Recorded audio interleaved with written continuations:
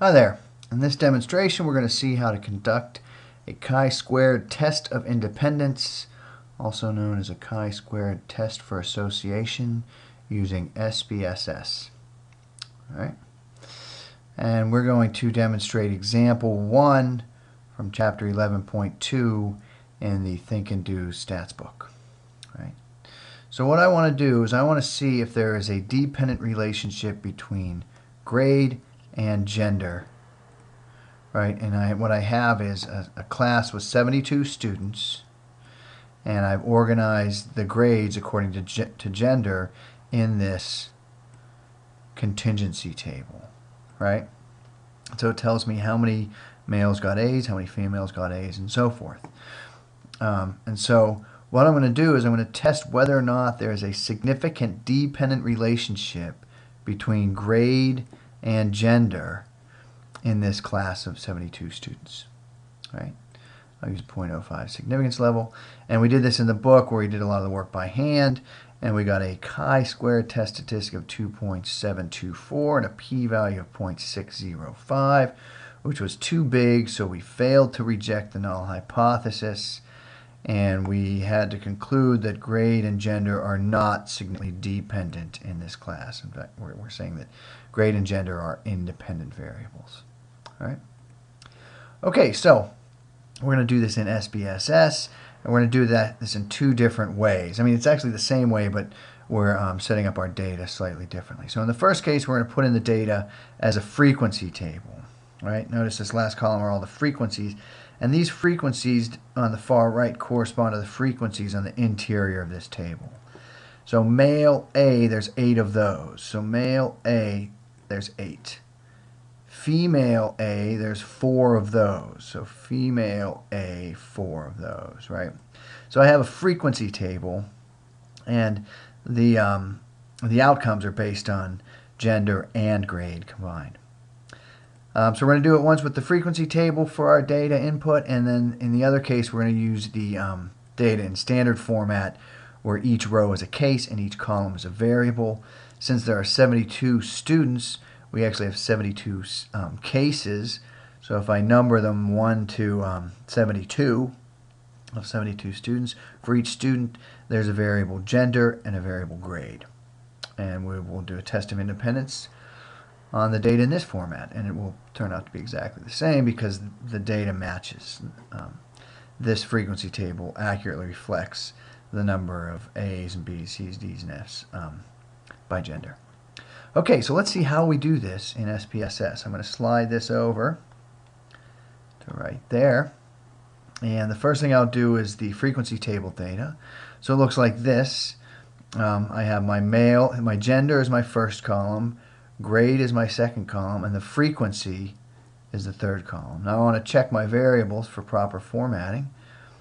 Gender and grade, the first two columns, the first two variables, are both strings, and they by default will wind up in the nominal data measurement. The level of measurement will be nominal.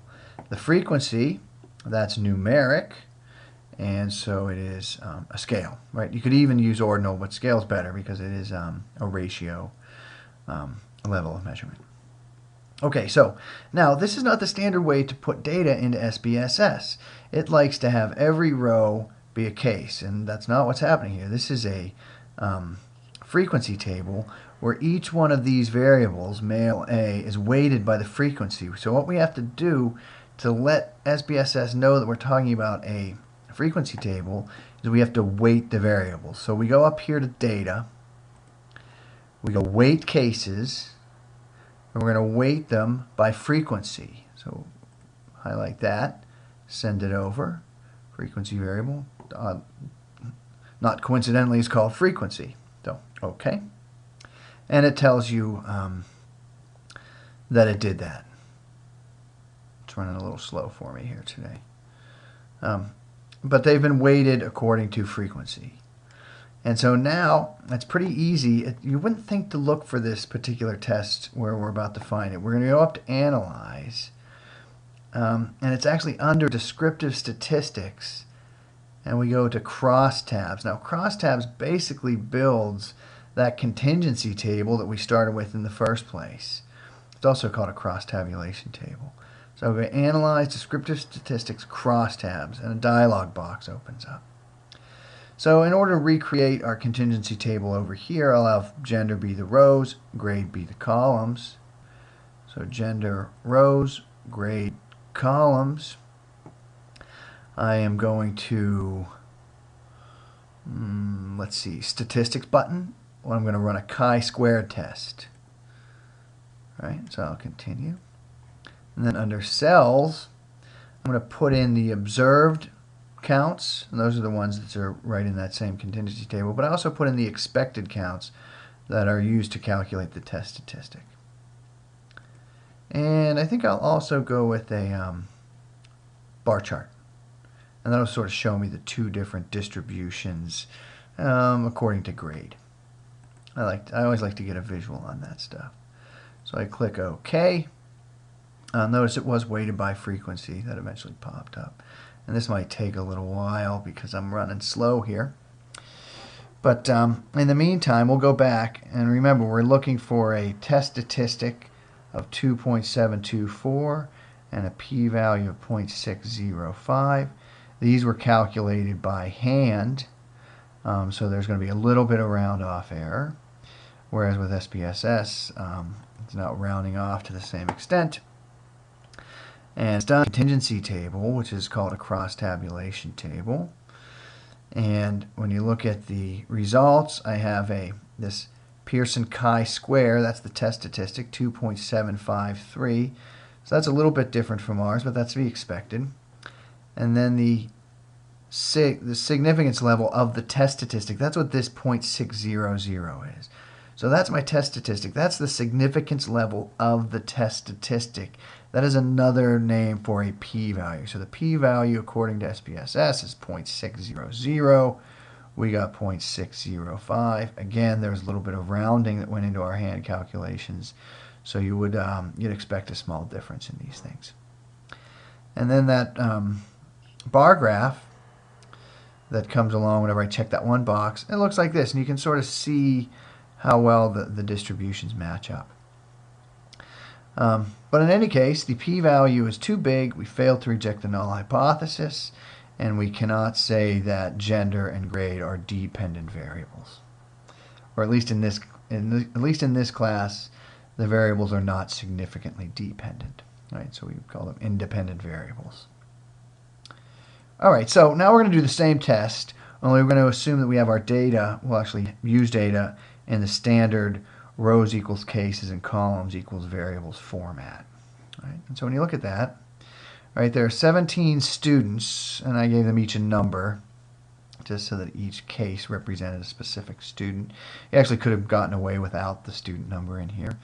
And for each student, all right, we have a gender and a grade.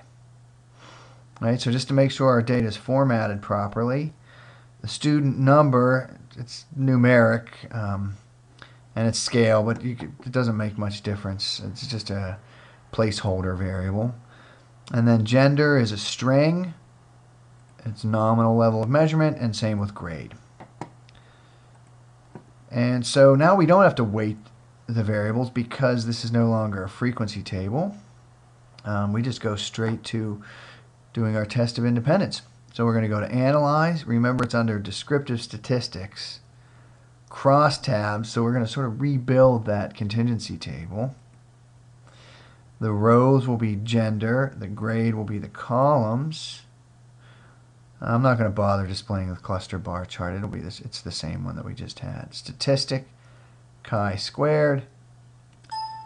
Okay, forgot to continue there. And then cells, I'm just going to put in the observed counts so that it sort of recreates basically the contingency. But if you want to see the expected values as per the test statistic, you need to calculate the expected values to get the test statistic. You can check that box. You can also get row totals, row percentages, residuals. That's the difference between the observed and the expected. But it gets pretty sloppy. It gets pretty messy. You get a lot of stuff going on if you check all those boxes. So I'll continue, and I'm ready to go. And oh, it was fast that time, wasn't it? Oh, I see. It goes faster if you don't want that graph. And again, everything's the same. We have a chi-square test statistic of 2.53 and a asymptotic significance level, also known as the p-value of 0.600. So again, it doesn't matter which way you enter the data. Just if you're putting it in as a frequency table, remember that you have to weight the categorical data on the left by the frequencies on the right. And the results will be the same either way. Let's see. I think that wraps it up. Chi-square test of independence in SPSS. Thanks. Bye.